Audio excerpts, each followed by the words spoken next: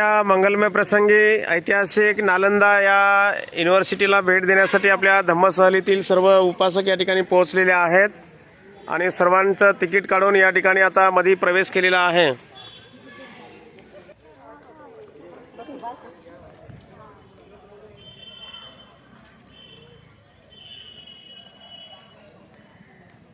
सर्व उपासक आपल्या धम्मसहलीतील तिकीट काढून नालंदा युनिव्हर्सिटीमध्ये आता प्रवेश केलेला आहे।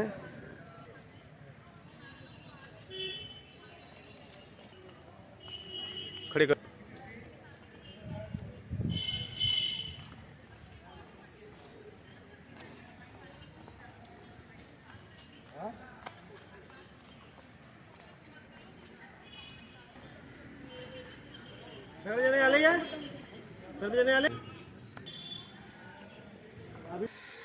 हा संपूर्ण परिसर आपण नालंदा विश्वविद्यापीठाचा आपण बघतोय।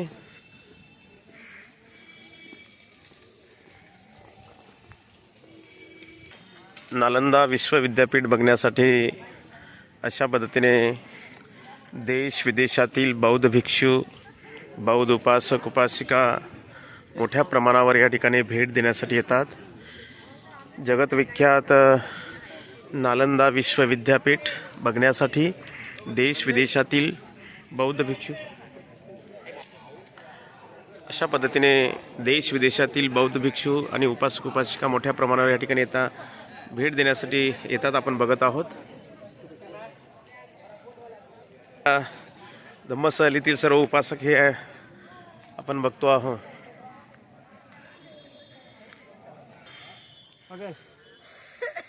सबसे पहले आप लोग को नमो बुद्धाय। जय भीम। मेरा नाम नवीन कुमार है। मैं टूरिज्म डिपार्टमेंट के द्वारा ऑथराइज हूँ, आर्कोलॉजिकल सर्वे ऑफ इंडिया के द्वारा अप्रूव्ड हूँ और इस नालंदा की धरती पे आप लोगों का स्वागत है। आप जहाँ बैठे हुए हैं ना, ये बहुत ही पवित्र स्थल है, धम्य स्थल है, क्योंकि यह स्थल भगवान बुद्ध की कर्म भूमि है, सारीपुत्र और महामुगलायन की जन्मभूमि है ना। क्योंकि यहाँ 6 सेंचुरी BC में भगवान बुद्ध आते थे। उस समय यहाँ मैंगो गार्डन था जो कई किलोमीटर में फैला हुआ था, जहाँ भगवान बुद्ध 4 वर्षावास बिताए, रैनी सीजन बिताए, है ना। और उस समय यहाँ भगवान बुद्ध के 2 लोकल शिष्य हुए, जिनका नाम था सारीपुत्र और महामुगलायन, जो बाद में राइट हैंड और लेफ्ट हैंड बने। तो भगवान बुद्ध मैंगो गार्डन में ज्ञान देते थे। उस मैंगो गार्डन का नाम था पावारिका।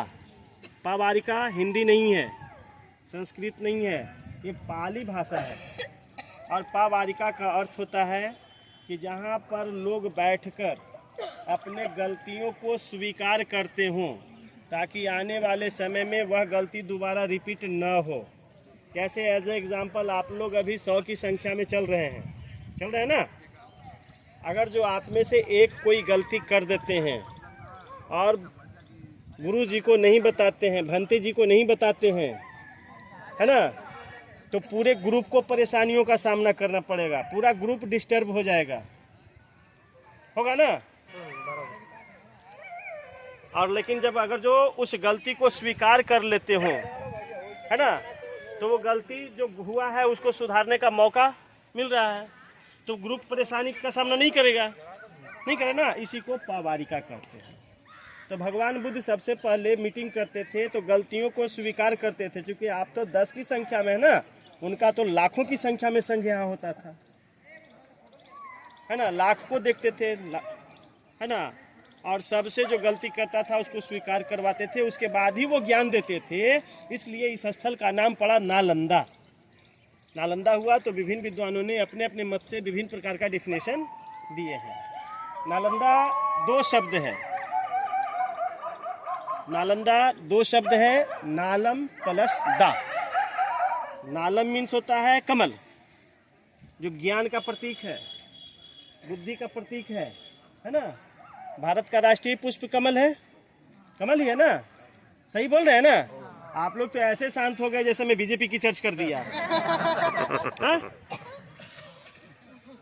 भारत का राष्ट्रीय पुष्प कमल ही है ना, जो सभ्यता और संस्कृति का प्रतीक है। और दा का अर्थ होता है देना। तो जहाँ ज्ञान देने का भूमि हो, जहाँ बुद्धि दिया जाता हो, या जहाँ सभ्यता और संस्कृति का ज्ञान दिया जाता हो, उस स्थान को नालंदा कहते हैं। उसके बाद नालंदा में भगवान बुद्ध देते थे, तो यहाँ ज्ञान देने का सिलसिला चलता रहा। तो विदेश से विद्यार्थी आना शुरू हुए, दूर दूर से जब विद्यार्थी आना शुरू हो गए, तो सम्राट अशोक ने यहाँ बिहार का स्थापना कर दी। बिहार मीन्स होता है संघ के रहने पढ़ने की जगह। उसके बाद कुमार गुप्त ने महाविहार का स्थापना किया, अर्थात यूनिवर्सिटी का निर्माण किया। तो प्राचीन काल में 3 वर्ल्ड फेमस यूनिवर्सिटी था। जैसे आज के समय में आप लोग कैम्ब्रिज, ऑक्सफोर्ड, हार्वर्ड, स्टैनफोर्ड का नाम जानते हैं, वर्ल्ड फेमस है ना। तो प्राचीन काल में 3 वर्ल्ड फेमस था, जिसका नाम था तक्षशिला, नालंदा और विक्रमशिला। तक्षशिला पाकिस्तान में है और वहाँ का विद्वान चरक, जीवक, चाणक्य, चंद्रगुप्त मौर्य, अशोक, पाणिनि, पतंजलि, कनाद और सुश्रुत होते थे। भारत का सबसे पहला यूनिवर्सिटी नालंदा, और तीसरा विक्रमशिला जो भागलपुर में है। तो 2 यूनिवर्सिटी इंडिया में है, 1 यूनिवर्सिटी पाकिस्तान में है, लेकिन इतिहास इंडिया और पाकिस्तान नहीं करता है। क्योंकि प्राचीन भारत का नक्शा आप लोग देखेंगे तो उस नक्शे में भारत, पाकिस्तान, बांग्लादेश, गांधार, बर्मा और नेपाल सब इंक्लूड होता था। तो एक वर्ल्ड फेमस स्लोगन आप लोग सुनते हैं, भारत विश्व का गुरु था। सुनते हैं ना, कैसे था ये सोच सकते हैं। एक समय था जब पूरा वर्ल्ड से विद्यार्थी पढ़ने के लिए भारत में आते थे, टीचर पढ़ाने के लिए भारत में आते थे, और आज दुर्भाग्य है पूरा वर्ल्ड पढ़ने और पढ़ाने के लिए विदेश जाते हैं। बढ़िए भैया बढ़िए। इस नालंदा विश्वविद्यालय की स्थापना मगध के राजा कुमार गुप्त फर्स्ट के द्वारा 5 सेंचुरी एडी में किया गया था। इतिहासकारों के अनुसार 427 ईस्वी में, 427 एडी में। उसके बाद इसका डेवलप 7 सेंचुरी एडी में कन्नौज के राजा हर्षवर्धन किए, और सबसे ज़्यादा कॉपरेट 9 सेंचुरी में बंगाल के राजा देवपाल किए। 800 साल तक यहाँ रेगुलर पढ़ाई का कार्य चला। 12वीं शताब्दी के लास्ट में बख्तियार खिलजी, जो मोहम्मद गोरी का गुलाम था और कुतुबुद्दीन ऐबक का असिस्टेंट कमांडर था, नालंदा विश्वविद्यालय के ऊपर आक्रमण किया, जिसमें भारतीय सभ्यता, संस्कृति और ज्ञान को खत्म करने का पूरी तरह से प्रयास किया। इसके बाद विक्रमशिला पे किया। यहाँ पे आक्रमण किया तो बहुत सारे विद्यार्थी एवं टीचर मारे गए और बहुत सारे घायल हो गए। जो विद्यार्थी और टीचर के रूप में होते थे वो भंते जी होते थे, लामा जी होते थे। जो बहुत सारे मारे गए और बहुत सारे घायल हो गए। जो घायल हो गए ना, वो भय के कारण अपने अपने गाँव, अपने अपने देश चले गए हिमालय के रास्ते। उसके बाद इसको डिस्ट्रॉय किया और आग लगा दिया। जो आग मीन हाज हिस्टोरियन का एक किताब है तहक़ीक़ात नासरी, उस किताब के अनुसार नालंदा लगभग 6 महीने तक कंटिन्यू जलता रहा था, 6 मास कंटिन्यू। उसके बाद नालंदा स्लोली नेचुरल क्लाइमेट के कारण पूरे मिट्टी के नीचे दब गया, और यह दूर से मिट्टी के पहाड़ सा दिखाई देता था। लोकल किसान लोग इसके ऊपर खेती करते थे। 700 साल मिट्टी के नीचे कंटिन्यू दबा रहा। खेती होने के कारण ऊपर का पोर्शन, ऊपर का बिल्डिंग 90% और भी डैमेज हो गया। इस विश्वविद्यालय का इतिहास वेनसांग की डायरी में मिला। वेनसांग चाइना के थे, यहाँ के छात्र थे, बाद में टीचर्स हुए। जो भी उन्होंने देखा उन्होंने अपनी डायरी में मेंशन किए, जिस डायरी का नाम सीयूची था। और भारतीय इतिहास जानने का मुख्य सोर्स विजिटर की डायरी है, चाहे वो मेगास्थनीज का इंडिका बुक हो, फाइयान का फोकाउकी हो, वेनसांग का सीयूकी हो, या तिब्बतन हिस्टोरियन लामा तारानाथ की किताबें हों। इन सभी से भारतीय इतिहास का सोर्स मालूम होता है। और वेनसांग की डायरी को यूरोपियन आर्कोलॉजिस्ट हैमिल्टन बुकानन के द्वारा ट्रांसलेट किया गया, तो पाया गया कि नालंदा लगभग 10 किलोमीटर लंबा और 5 किलोमीटर चौड़ा था। 50 स्क्वायर किलोमीटर इसका क्षेत्रफल था। यहाँ पे 10,000 विद्यार्थी और 1500 टीचर थे। 7 विद्यार्थी तो एक टीचर होते थे, 7 भंते जी तो एक टीचर होते थे। 3 बड़ा लाइब्रेरी था, जिस लाइब्रेरी का नाम रत्नदधि, रत्नसागर और रत्नरंजक था, जिसमें से रत्नसागर लाइब्रेरी 9 फ्लोर का था। अब सोचिए, पूरा वर्ल्ड में 3rd फ्लोर 4th फ्लोर का वर्णन नहीं आता है, और नालंदा में 9 फ्लोर की लाइब्रेरी थी, तो यहाँ का आर्किटेक्चर कितना डेवलप होगा। कई मिलियन किताबें था, जो 6 महीने तक कंटिन्यू जलता रहा था। कागज तो था नहीं उस समय, नहीं था ना सर, कागज आविष्कार तो था नहीं। सभी किताब भोजपत्र और ताम्रपत्र के होते थे। नालंदा में फ्री एजुकेशन था, और इसका कॉपरेट मगध के राजा और सुमात्रा के राजा, अर्थात आज के समय में इंडिया के राजा और इंडोनेशिया के राजा करते थे। लगभग 200 विलेज का इनकम टैक्स कलेक्ट करके यहाँ दान दे देते थे। लेकिन एडमिशन सबों को इजी वे में यहाँ नहीं होता था। आप लोग कल्पना करेंगे कि जितना इजी वे में आप लोग एंट्री कर गए उतना इजी वे में आप लोग एंट्री करते या नहीं करते। अगर जो आप लोग आते तो पहले टिकट खरीदते, आधा घंटा टाइम लेते होता, टिकट लेकर के इंटर करते, यहाँ आते तो तुरंत नालंदा महाविहार घूमने के लिए बंद, है ना। इस विश्वविद्यालय के 4 मुख्य द्वार था, east west north and south. जहाँ पे द्वारपाल होते थे वो इतने स्कॉलर होते थे कि उनको द्वार पंडित कहा जाता था। प्राचीन काल में जन्म के आधार पर नहीं होता था, कर्म के आधार पर मिलता था। आज जन्म के आधार पर मिलता है ना। जो जितना पढ़ गए उसके अनुसार उनका पोस्ट दिया जाता है। जो भी विद्यार्थी एडमिशन के लिए आते थे उनके साथ ओरल इंटरव्यू होता था और बताया जाता है 10% विद्यार्थी ही यहाँ पास होते थे, 90% फेल हो जाते थे। अब आप सोचिए कि जिस विश्वविद्यालय का द्वारपाल ही इतना स्कॉलर हो, उस विश्वविद्यालय के टीचर कितने स्कॉलर होंगे। जिस विश्वविद्यालय का चपरासी ही विद्वान हो, उस विश्वविद्यालय के शिक्षक कितना विद्वान होंगे। यहाँ का world famous scholar Nagarjuna Nalanda विश्वविद्यालय के पहला चांसलर थे, जिन्होंने शून्यवाद सिद्धांत को दिए।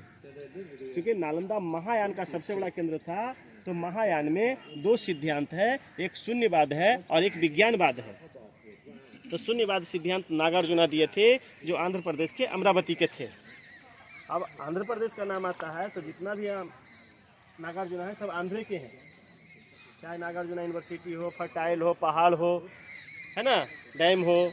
चलिए पहाड़ की बात आता है तो नागार्जुना पहाड़ भी एक है। वहाँ पे एक पिलर मिला है, अभिलेख मिला है पिलर पे लिखा हुआ, जिसको कहते हैं नागार्जुना कोंडा अभिलेख। वहाँ पे निकाय की पढ़ाई होता था और निकाय सूत पिटक में है ना। त्रिपिटक का नाम सुने हैं ना, विनय पिटक, सूत पिटक और अभिधम पिटक। तो सूत पिटक में निकायों का वर्णन आता है और टोटल निकाय 5 है। कितना निकाय? 5 निकाय है। सूत निकाय, मध्यम निकाय, उत्तर निकाय, दिग् निकाय, खुद्दक निकाय। और वहाँ पे निकायों की पढ़ाई होती थी।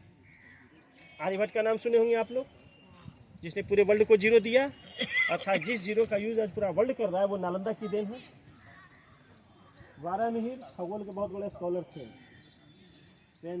गुरु पद्म संभव, दलाई लामा का नाम सुने हैं ना आप लोग, गुरु पद्म संभव के फॉलोअर हैं, लामा संघ के फाउंडर है ना।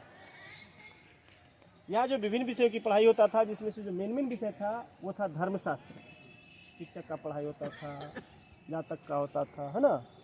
धर्मशास्त्र, तर्कशास्त्र, खगोल शास्त्र, चिकित्सा शास्त्र, विज्ञान शास्त्र, दर्शन शास्त्र, ज्योतिष शास्त्र और सभी विषयों की पढ़ाई जो होता था वो पाली लैंग्वेज में होता था, जो पाली यहाँ का लोकल भाषा था। पेंशन की डायरी के आधार पर इस विश्वविद्यालय का खोज कनिंघम महोदय के द्वारा किया गया, लेकिन इसका एक्सपीडिशन जो स्टार्ट हुआ वो हड़प्पा और मोहनजोदड़ो से पहले हुआ। 1 किलोमीटर लंबा और 1 किलोमीटर चौड़ा में किया गया। 1915 से लेकर के 1937 ईस्वी तक खुदाई किया गया। तो 2 लाइन में मिला, एक लाइन में रहने और पढ़ने के लिए, दूसरी लाइन में पूजा करने के लिए। मेन गेट नहीं मिला, लाइब्रेरी नहीं मिला। और यहाँ से जो एंटिक्विटी कलेक्ट किया गया वो नालंदा की म्यूजियम में रखा हुआ है, जो म्यूजियम लगभग 100 साल पुरानी है। यहाँ से जो मूर्तियाँ मिला वो अवलोकितेश्वर, मंजूश्री, तारा, प्रज्ञा पारमिता, मारीची, जम्भल, खरसपन, हैरुक, मैत्रेय और भगवान बुद्ध की मिला है, जो म्यूजियम में रखा हुआ है। यह वर्ल्ड हेरिटेज साइट है। पूरे बिहार स्टेट में 2 वर्ल्ड हेरिटेज साइट है। पहला माबोधी टेम्पल बोध गया और दूसरा है नालंदा। इसकी घोषणा 15 जुलाई 2016 में किया गया है। और आप लोग यहाँ पे लगभग 30% मेंटेन देखेंगे, 70% ओरिजिनल देखेंगे। ये मेरा वर्क एक्सपीरियंस है। क्योंकि प्राचीन काल में सीमेंट नहीं था तो दीवारों का निर्माण चूना, सुर्की, उड़द का दाल, मिट्टी, गन्ने का जूस और बेल का रस होता था। आज खाने एवं पीने के लिए नहीं मिलता है। मिलता है? नहीं मिलता है ना। नालंदा की दीवारों में यूज होता था। सोचिए हमारा भारत कितना समृद्धशाली था और जनता कितना खुशहाल थी। एक स्लोगन सुने हैं ना आप लोग, भारत सोने की चिड़िया थी। कैसे थी? यहाँ पे कोई क्वेश्चंस आप लोग को? कोई क्वेश्चंस? का प्रश्न आहे का कोणाचा? चलते हैं। ये तो नालंदा का ट्रेलर है, ये तो नालंदा का ट्रेलर है। पूरी पिक्चर अभी बाकी है। चलते हैं अंदर।